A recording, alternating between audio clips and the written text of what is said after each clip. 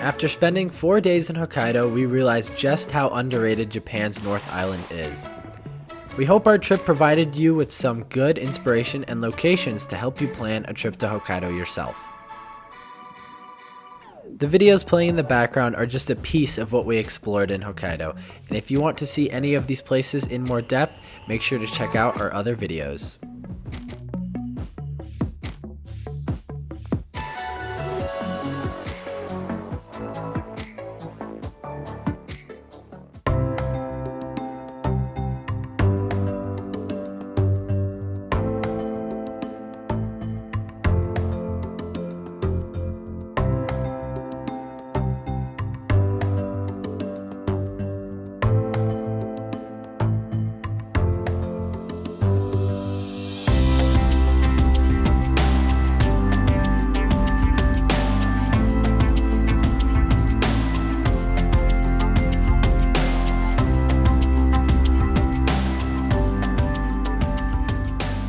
We have just arrived at Yubetsu Tulip Park, which is an absolutely huge park full of tulips of multiple different colors. You can see from the videos and pictures prior or after this segment that it is extremely colorful. There's a beautiful style windmill in the center, and it is just something absolutely special. And I'm very glad we stopped here in Yubetsu. It's only 35 minutes away from Monbetsu, from where we stayed at the Prince Hotel. And yeah, we're gonna be moving forward after this, but it's a nice, really quick stop right after Monbetsu.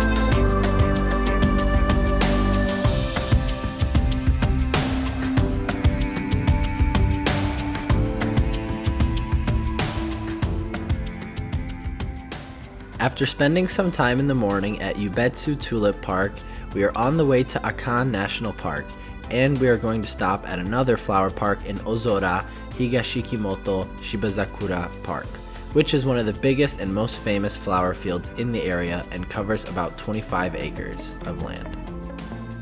The flowers of Shibazakura Park are red, white, and pink moss phlox flowers, and they are usually blooming around mid-May since spring comes to Hokkaido later than the other areas of Japan since it's so far north. During the festival, which is scheduled every year to coincide with the flowers being in full bloom, you can spend the entire day in the park and enjoy a variety of activities and local gourmet dishes.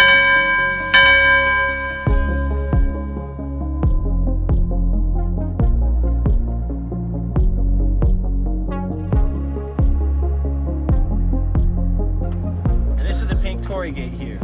The flower garden we were at yesterday, I think is personally better because there's less green, but over here it's a lot bigger and there's a lot more flowers, and even have some cool artwork in the hills. Like you have that little cow over there and you have this pink torii gate right behind me. Both have their special things and you should definitely check both of them out.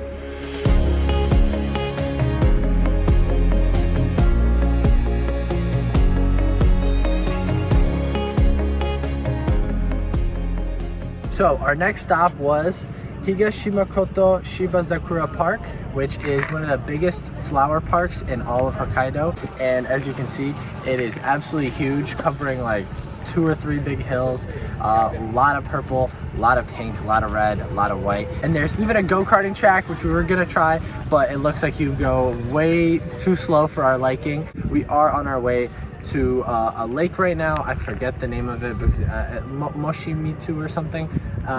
So that's our next stop, and so we just decided to stop by here for a quick stop.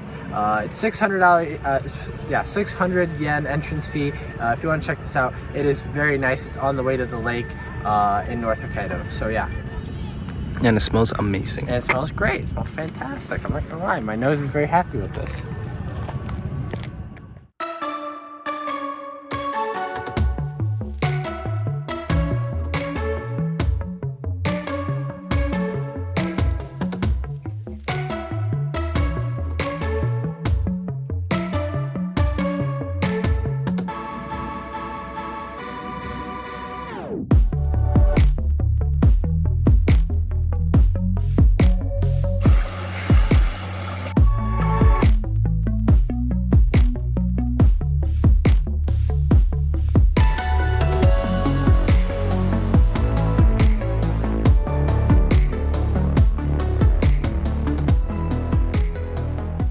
Lake Mashu is an endorheic crater lake formed in the caldera of a potentially active volcano.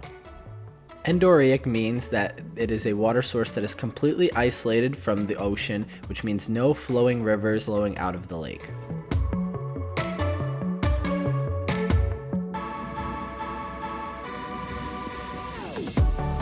So we made the drive all the way up to this viewpoint of Lake Mashu, and Lake Mashu is pretty much a untouched lake, and it's one of the cleanest lakes here in Japan because there's no water coming into it, no water coming out of it, and it's just crystal blue water, and it looks really nice. And I wanted to fly the drone up from here, but I don't know if you guys can hear, but it is very windy, and it's literally, the wind is howling. Lake Mashu is located in Akan Mashu National Park on the island of Hokkaido, Japan. It has been called the clearest lake in the world because of its isolated nature.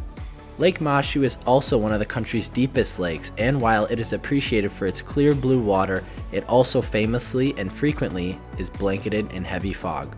Visitors are not allowed to go down to the lake, however there are 2 observation decks positioned around the rim of the caldera from where you can enjoy the views.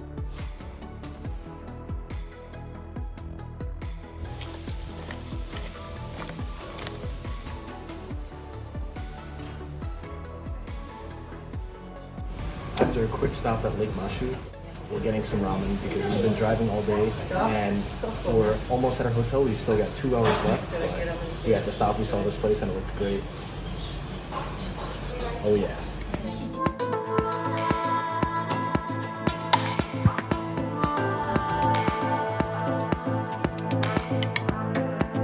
So here's Dylan, the downhill specialist. He's about to weld our brakes together by using them the whole way down.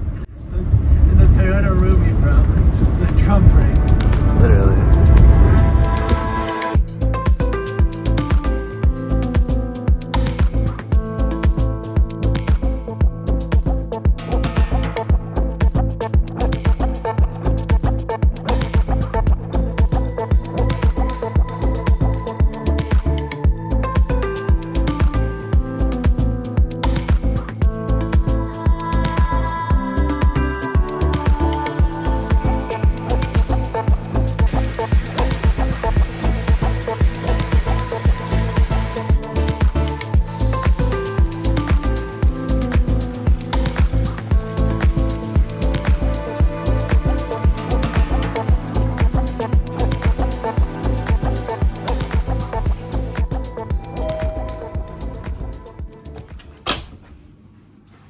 Alright, so we finally made it to our hotel. We just saw pictures of the onsen that they have here and it looks absolutely beautiful. We're going to throw up some pictures for you guys because we are not taking our phones in there and taking any pictures or videos.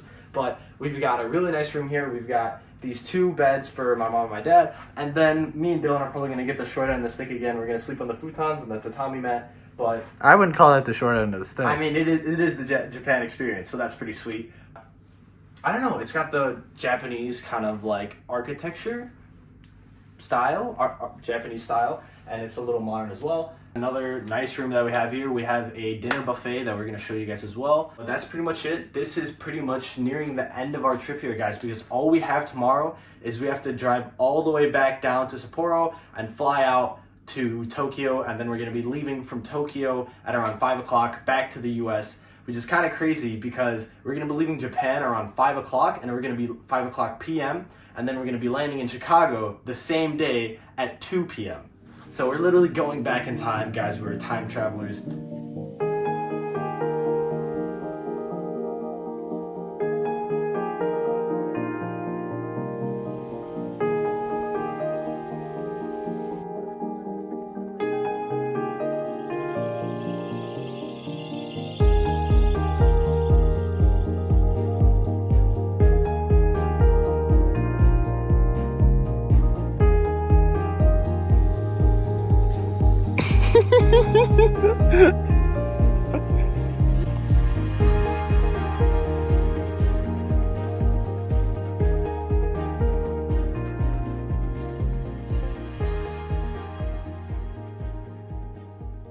After dinner, we wanted to walk around the town.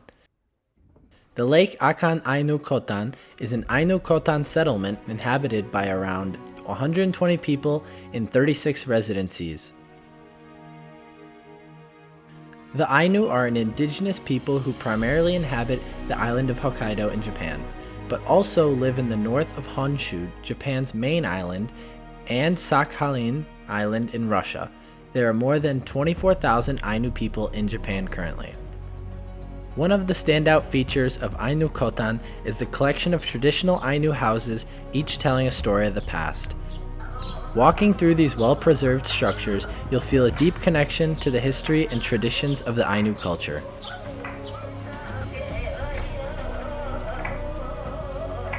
As hunter-gatherers, the Ainu lived off the land. Common foods included deer, bear, rabbit, fox, salmon, root vegetables, and much more. Unlike the Japanese, the Ainu always cooked their food, never eating anything raw.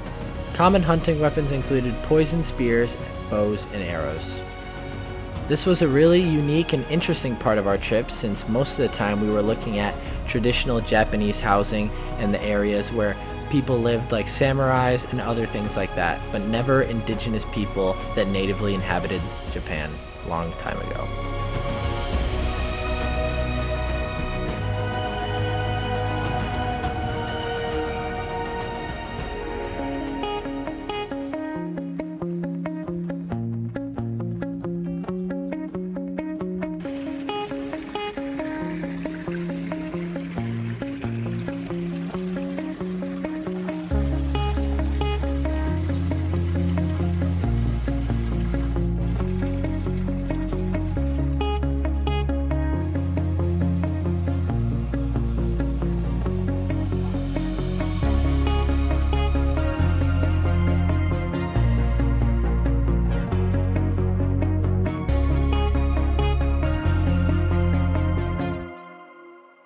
But that's pretty much it. I hope you guys enjoyed the Japan vlogs that we made for you guys. And this is pretty much the end of our trip.